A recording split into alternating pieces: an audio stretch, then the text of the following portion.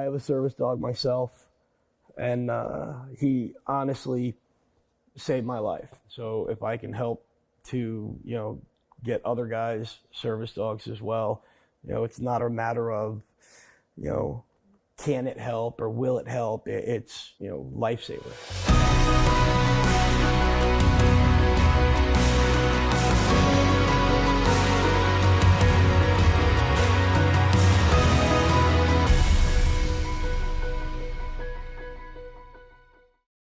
What's going on, guys? Time for another episode of Behind the Uniforms. Forgive my unshaven appearance, man. I forgot we were filming today. It's pretty bad, huh? But I'm super excited to finally meet you. We've been chatting for, I don't know. Since Hampshire College? Yeah. Since those snowflakes out there caused havoc and stole the American flag and burned it on Veterans Day. That chapped my ass. Yeah, I was there. Well, I was working up there when it happened, and like, it started this whole... everybody was infuriated, and I believe it was the local VFW mounted response and whatnot. It was pretty good though, but it was a major thing. If you missed it, so they burned the flag, and then the school turned around and said, "Well, we're not going to put the flag back up because it triggers people," and a lot of patriots lost their shit. So first of all, who are you? My name is Beau Casanova. Army veteran.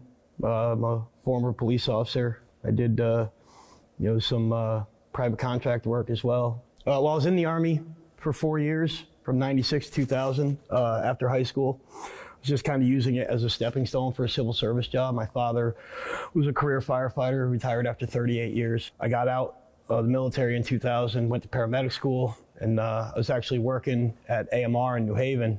9/11 happened, and I was watching all the build-up for the war and just more or less completely losing my shit, because I used to be in a position where I could do something about it, be involved, and I just felt completely helpless. My wife is an amazingly supportive woman, and in January of 2003, I just told her that I couldn't take it anymore, and I quit AMR and re-enlisted active duty for 3 more years, and I got stationed down in Texas, re-enlisted. My wife had to quit her job because we went down to Texas. Between the two of us, we took a $65,000 a year pay cut. Jeez.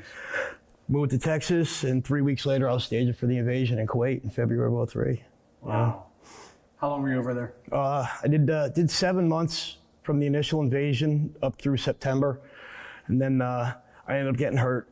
I had to come home and have surgery and rehab and whatnot. But because of the fact that I completely left my civilian life and everything to go back in and do this, I really felt like I didn't finish what I started. I got cut short.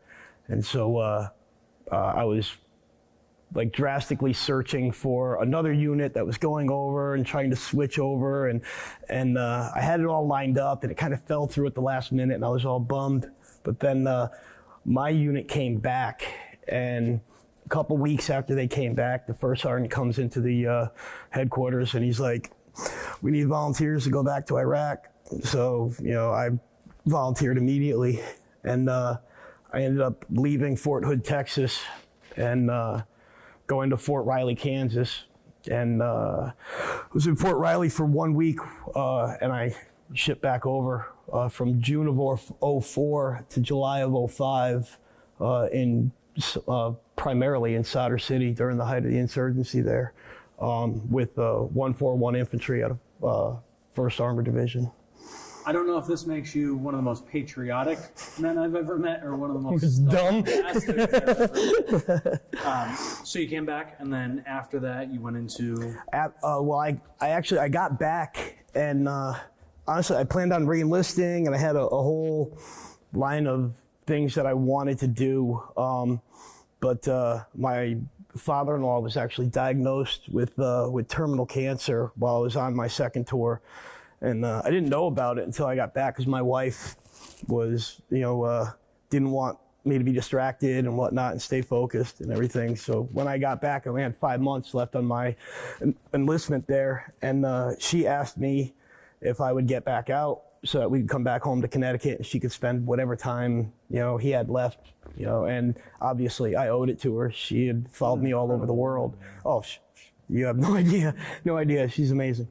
And so I got out, and then I actually tested for Meriden Police Department, and within 4 months I got hired by Meriden PD, and I was on the job there from 2006 through 2010.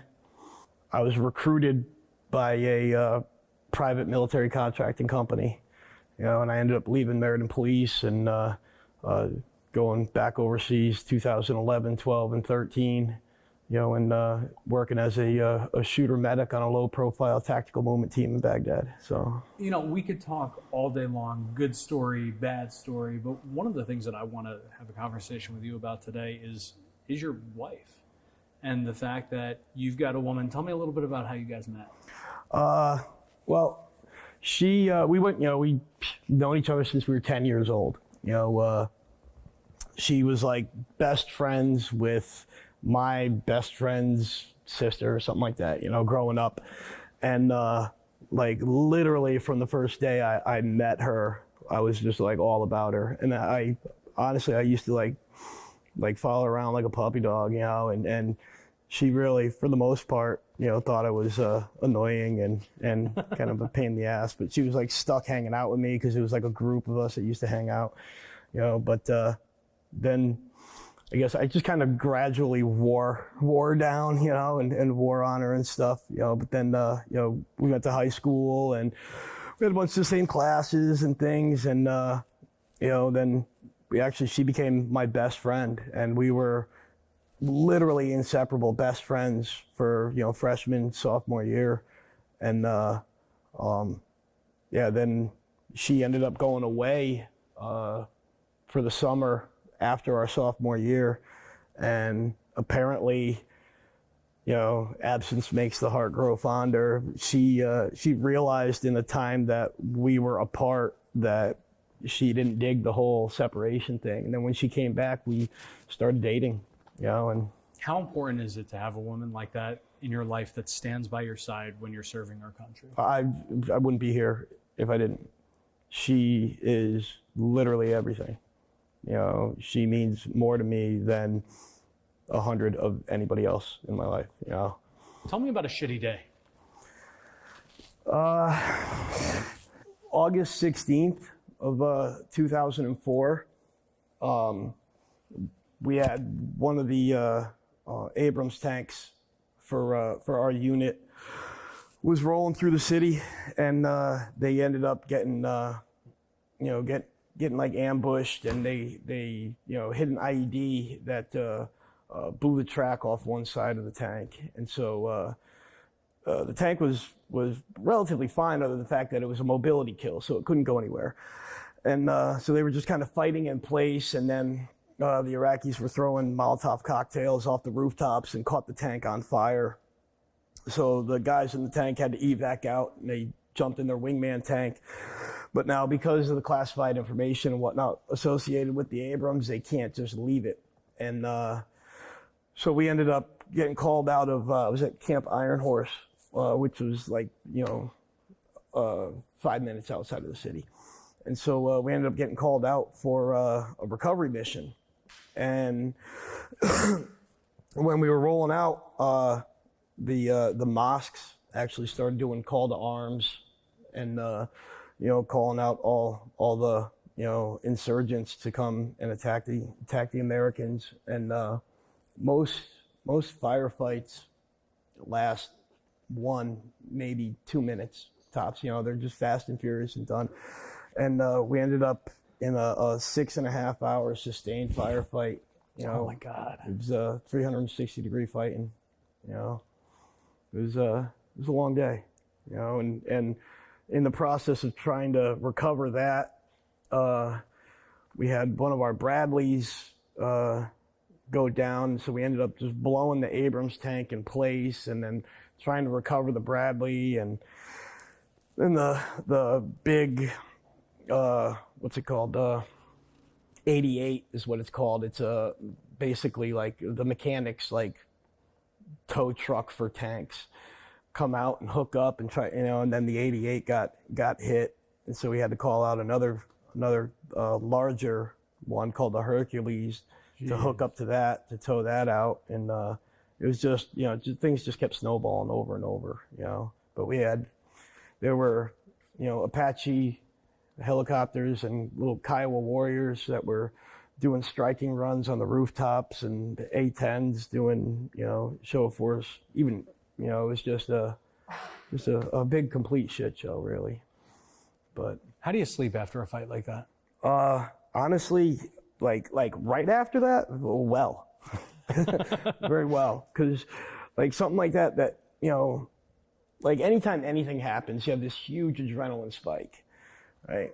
But when it's sustained over that long a time, you have a huge adrenaline spike, and then it dumps off, and then you have a huge adrenaline spike again, and it dumps, and so, over the course of 6 hours, you're just constantly, up and down, up and down, up and down. And then when everything's done, you're just not only physically drained, but, mentally and emotionally, and just completely wiped.